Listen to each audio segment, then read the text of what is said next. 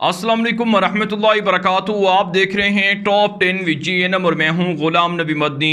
दुनिया भर से आज की 10 बड़ी और इंतहाई अहम खबरें जिन पर आज हम बात कर रहे हैं। नाज़रीन किराम, आज 8 मई 2021 है और आज दिन है हफ्ते का।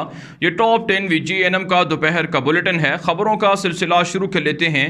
जो आज की पहली बड़ी खबर है ये अफगानिस्तान के मामलात के हवाले से है। नाज़रीन किराम, अमरीका के डिफेंस मिनिस्टर जनरल ऑस्टिन ने अपने एक ताज़ा बयान में कहा है कि अमरीकी अफवाज के इनखला और अफ़गानिस्तान की जंग ख़त्म होने के बाद अमरीका नए सिरे से अफ़गानिस्तान के साथ ताल्लुकात बनाएगा, नई फ्रेंडशिप का आगाज़ होगा। नए ताल्लुकात के अंदर अमरीका और अफ़गानिस्तान के शहरियों के तहफ़्फ़ुज़ात और इसी तरह से जो उनके हुकूक हैं उनके तहफ़्फ़ुज़ के हवाले से और नई जो प्रोजेक्ट्स होंगे या जो नई डेवलपमेंट्स होंगी उन सब चीज़ों को देखा जाएगा। आप जानते हैं नाज़रीन, अमरीका अफ़गानिस्तान छोड़ कर तो जा रहा है, लेकिन मुस्तक़बिल में अमरीका की नज़रें अफ़गानिस्तान के अंदर बाकी रहने पर हैं, चाहे वो सफारती ज़रिए से हों, चाहे वो किराए के कातलों के ज़रिए से हों। लेकिन अफ़गान तालिबान वाज़े कर चुके हैं कि चाहे अमरीका हो या नेटो हो, उनके साथ ताल्लुकात मुसावी सतह पर होंगे, ना कि डिक्टेशन होगी, ना ही किसी भी तरह की धमकी या धौंस धांधली चलने दी जाएगी।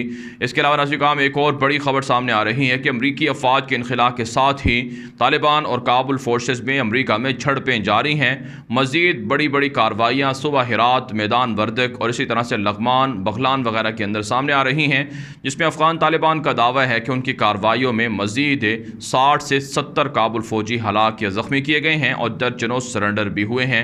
अफ़गान तालिबान के तर्जुमान ज़बीहुल्लाह मुजाहिद ट्विटर अकाउंट पर लिखते हैं कि अमीरुल मोमिनीन की हिदायत पर ईद के मौके पर मुतअद्दिद काबुल फ़ौजी जो कैदी हैं उन्हें रिहा किया जा रहा है। सूबा बगलान के अंदर 45 काबुल फ़ौजियों को रिहा कर दिया गया है। इसी हवाले से मुतअद्दिद ज़ख्मी कैदी भी हैं जिनको ट्रीटमेंट के बाद रिहा किया जा रहा है। आप जानते हैं नाज़रीन, अफ़गान तालिबान और काबुल फोर्सेस में इस वक्त मुख्तलिफ अज़ला और मुख्तलिफ सूबों पर गिरफ्त के लिए, कब्ज़े के लिए शदीद झड़पें जारी हैं, जिसमें 10 बड़े सूबे हैं जहाँ पर लड़ाइयाँ हैं। सूबा हिलमंद है, फारयाब है, पक्तिका है, मैदान वर्दक है, बखलान है, लग़मान है, काबुल है और इसी तरह से हिलमंद है, गज़नी है। ये बड़े बड़े सूबे हैं जहाँ पर तालिबान और काबुल फ़ौज के दरमियान शदीद झड़पें जारी हैं। काबुल फ़िज़ाइया भी दावा कर रही है कि उनकी कार्रवाइयों के अंदर तालिबान को भारी नुकसान हो रहा है, लेकिन अफ़गान तालिबान का दावा है कि हमारा नुकसान इतना नहीं जितना कि बताया जाता है, बल्कि कहीं दुगना नुकसान हम काबुल फ़ौज का कर रहे हैं। नाज़रीन, आगे बढ़ते हैं। जो आज की दूसरी बड़ी खबर है ये मकबूजा कश्मीर से है। नाज़रीन, मकबूजा कश्मीर के अंदर एक भारतीय फ़ौजी ने अपने ही साथी को गोली मार दी है, जिसके बाद वो शदीद ज़ख्मी बताया जाता है। भारतीय फ़ौज के अंदर ना सिर्फ ख़ुदकुशियाँ बढ़ रही हैं, बल्कि एक दूसरे के साथ झड़पें, लड़ाई, बाहमी लड़ाई भी बढ़ रही है, जिसकी वजह से लड़ाई झगड़ों के बाद भारतीय फ़ौजी एक दूसरे को गोलियां मार देते हैं, ख़ुदकुशियां कर लेते हैं, जहनी अमराज का शिकार हो चुके हैं। इसके अलावा नाज़रीन, महबूबा मुफ्ती ने नरेंद्र मोदी को ख़त लिखा है कि जितने भी पॉलिटिकल कैदी हैं, सियासी कैदी हैं, उन्हें जेलों से रिहा किया जाए, कश्मीरियों पर जुल्म ना किया जाए। कोरोना की बढ़ती हुई ख़राब सूरत हाल की वजह से कश्मीरियों पर भी जुल्म हो रहा है। साथ नाज़रीन, एक 24 साल नौजवान को भारतीय फ़ौज ने गोली मार कर कत्ल कर दिया है। कश्मीर के अंदर जुल्म बढ़ रहा है, जिसके ख़िलाफ़ पूरी दुनिया को, मुसलमानों को मुत्तहिद होना होगा और कश्मीरियों को हथियार उठाकर फ़ैसला कुन जंग ग़ज़वा हिंद शुरू करनी होगी। अफ़गान तालिबान को आइडियल बनाना होगा। नाज़रीन, आगे बढ़ लेते हैं। आगे बढ़ने को हम जो आज की तीसरी बड़ी खबर है ये पाकिस्तान से है। नाज़रीन, पाकिस्तान और चीन के दरमियान कुर्बतें बढ़ रही हैं, राबते बढ़ रहे हैं, ताल्लुकात में इजाफा हो रहा है। एक अच्छी खबर सामने आ रही है कि चाइना की military PLA peoples liberation army की जानिब से पाकिस्तान आर्मी को कोरोना वैक्सीन की फराहमी की गई है। दोनों मुल्कों की मिलिट्री के दरमियान मुलाकातें, राबते बढ़ रहे हैं, जिनमें पाकिस्तान और चाइना भारत के ख़िलाफ़, अमरीका के ख़िलाफ़ है और अफ़गानिस्तान के अंदर जो नेटो फ़ौज के इनखला है, इन तमाम उमूर पर बाहमी तौर पर मुश्तरका मौक़िफ़ अपनाए हुए है। इसके अलावा नाज़रीन, पाकिस्तान के अंदर जो चीन के एम्बेसडर हैं उन्होंने पाकिस्तान के जो मिनिस्टर हैं असद उमर, उनसे मुलाकात की है और कहा है कि चाइना पाकिस्तान के अंदर जितने भी प्रोजेक्ट्स हैं और जितने भी इकनॉमिक जोन्स हैं उनको बर वक्त तकमील करेगा, ताकि पाकिस्तान के शहरियों को और चीन के लोगों को इससे फ़ायदा मिले और रोज़गार के मौके मैसर आएँ। इसके अलावा नाज़रीन, एक और ख़बर सामने आ रही है कि पाकिस्तान के پاکستان اور امریکہ کے درمیان بھی رابطے بڑھنے لگے ہیں۔ اسی حوالے سے پاکستان اور امریکہ کے درمیان جو نئے تجارتی تعلقات ہیں اس کے لیے جو پائلٹ پروجیکٹ ہے اسے شروع کر دیا گیا ہے تاکہ پاکستان اور امریکہ کے درمیان بھی ٹریڈ ریلیشن مستحکم ہوں، بہتر ہوں۔ ناظرین آگے بڑھ لیتے ہیں جو آج کی چوتھی بڑی خبر ہے یہ بھارت سے ہے۔ ناظرین ایک طرف سے بھارت کے اندر کورونا کی تباہ کاریاں ہیں، دوسری طرف سے بھارت کی مودی حکومت جنگی جنون سے باز نہیں آ رہی ہے۔ امریکہ سے ناظرین بھارتی نیوی کے لیے تقریباً مزید 6 جنگی جہاز خریدے جا رہے ہیں جن کی مالیت $3.25 ارب یعنی 3 ارب کے قریب بتائی جا رہی ہے، جس کا مطلب یہ ہے کہ اگر یہی پیسہ بھارت کے اندر کورونا کی تباہ کاریوں کے بعد جو صورتحال ہے اس میں خرچ کیا جائے یا ہیلتھ کیئر سسٹم کو بہتر کرنے کے لیے خرچ کیا جائے تو شاید آج بھارت کے اندر روزانہ ہزاروں لوگ اس طرح بے دردی سے مر نہیں رہے ہوتے اور نہ ہی بھارت کے اندر 2 سے 2.5 لاکھ لوگ کورونا کی وجہ سے مارے جاتے۔ لیکن مودی حکومت کا جنگی جنون ہے کہ وہ رافیل طیارے خرید رہا ہے، امریکہ سے جنگی جہاز خرید رہا ہے اور فرانس سے اور دیگر ملکوں سے میزائل سسٹم خریدے جا رہے ہیں، اسرائیل سے اسلحہ اور ہتھیار خریدے جا رہے ہیں۔ اس کے علاوہ ناظرین ایک اور خبر سامنے آ رہی ہے کہ بھارت کے اندر مودی دہشت گرد کے استعفے کے لیے ایک مکمل کمپین شروع ہو چکی ہے۔ اپوزیشن جماعتیں جو مودی کی مخالفت میں ہیں وہ سب نریندر مودی سے استعفے کا مطالبہ کر رہی ہیں۔ کورونا وبا کے بعد مودی اس قابل نہیں رہا کہ وہ بھارت کے اندر حکومت کر سکے۔ اپوزیشن جماعتوں کا یہ ماننا ہے، یہاں تک کہ سکھ کمیونٹی کے لوگ، مسلمان کمیونٹی کے لوگ اور اسی طرح سے دیگر جو کمیونٹیز ہیں ان سے تعلق رکھنے والے لوگ بھی نریندر مودی کی شدت پسندانہ حکومت سے استعفے کا مطالبہ کر رہے ہیں۔ ناظرین آگے بڑھ لیتے ہیں جو آج کی 5ویں بڑی خبر ہے یہ بھی بھارت سے ہے۔ ناظرین بھارت کے اندر غیر قانونی طور پر جو اللیگل افراد ہیں، جو ان آفیشل افراد ہیں، وہ یورینیم کی خرید و فروخت میں ملوث پائے گئے ہیں۔ اسی حوالے سے بڑا ایک سکینڈل سامنے آیا ہے، بڑا کیس سامنے آیا ہے کہ $29 لاکھ مالیت کی جو یورینیم ہے وہ پکڑی گئی ہے اور اس ضمن میں کئی افراد کو بھی گرفتار کیا گیا ہے۔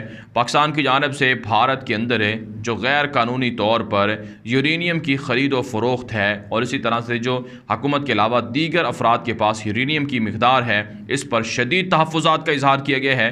آپ جانتے ہیں ایٹمی ہتھیاروں کے بنانے میں، جوہری ہتھیاروں کی تیاری میں یورینیم بڑی اہمیت رکھتی ہے اور یورینیم ہی کے ذریعے سے ایٹمی ہتھیار تیار ہوتے ہیں۔ تو اس حوالے سے پاکستان نے کہا ہے کہ جو پاکستان کے خلاف بھارت بکواس کرتا تھا کہ پاکستان کا ایٹمی پروگرام محفوظ ہاتھوں میں نہیں ہے، یہ کالعدم TTP کے اور دہشت گردوں کے ہاتھوں لگ سکتا ہے۔ پاکستان کے اندر تو الحمدللہ ایسا کوئی سکینڈل سامنے نہیں آیا، لیکن بھارت کے اندر یہ سکینڈل سامنے آ چکا ہے کہ یورینیم جس کے ذریعے سے ایٹمی ہتھیار بنتے ہیں وہ عام افراد تک پہنچ گئے ہیں، جس سے پوری دنیا کو ڈرنا چاہیے، خوف کھانا چاہیے کہ بھارت کا ایٹمی پروگرام محفوظ ہاتھوں میں نہیں ہے۔ جگہ جگہ پر ایٹمی راز اور ایٹمی مواد بکتا ہوا نظر آ رہا ہے۔ آگے بڑھنے کا جو آج کی 6ٹھی بڑی خبر ہے یہ اسرائیل، فلسطین، شام اور ترکی سے ہے۔ ناظرین ایک بڑی خبر سامنے آ رہی ہے کہ اسرائیلی وزیر اعظم نیتن یاہو نے رشین پریزیڈنٹ پیوٹن سے فون پر بات چیت کی ہے۔ شام کے معاملات پر بھی یہ بات چیت ہوئی ہے۔ اسرائیلی میڈیا دعویٰ کر رہا ہے کہ شام سے جو اسرائیل پر حملے ہوتے ہیں اس حوالے سے رشین پریزیڈنٹ کو اعتماد میں لیا گیا ہے کہ اسرائیل شام کے اندر جارحانہ کارروائیاں کرے گا تاکہ اپنی سلامتی کو، اپنی خود مختاری کو بچایا جا سکے۔ لیکن حقیقت یہ ہے کہ بشار الاسد کے کندھوں پر سوار ہو کر اسرائیل شام پر قبضہ کر رہا ہے، گریٹر اسرائیل کو وسعت دے رہا ہے تاکہ یہودیوں کا خواب پورا ہو۔ اس کے علاوہ ناظرین مسجد اقصیٰ اور فلسطینیوں پر جو ظلم ہو رہا ہے اس پر ترکی نے شدید تنقید کی ہے اور کہا ہے کہ فوری طور پر اسرائیل خونی اقدامات کو بند کرے، خون ریزی کو بند کرے، جھڑپیں بند کرے، نہتے فلسطینیوں کو ان کے پورے حقوق دیے جائیں۔ پاکستان کی جانب سے بھی اور دیگر امت مسلمہ اور مسلمان ملکوں کی جانب سے بھی اسرائیل کی جانب سے جو حملے ہو رہے ہیں فلسطینیوں پر ان کی شدید مذمت کی گئی ہے۔ اسی طرح سے ناظرین امریکہ کی جانب سے بھی جو گزشتہ روز یروشلم کے اندر بیت المقدس کے اندر مسجد اقصیٰ کے مسلمانوں پر، نمازیوں پر حملے ہوئے ہیں، اس پر تحفظات کا اظہار کیا گیا ہے۔ لیکن حقیقت یہ ہے کہ امریکہ ہی پس پردہ اسرائیل کو سپورٹ کرتا ہے، جس کی وجہ سے اسرائیل نہتے فلسطینیوں پر حملے کر رہا ہے، حملے بڑھا رہا ہے اور ان کی زمینوں پر قبضہ کر رہا ہے۔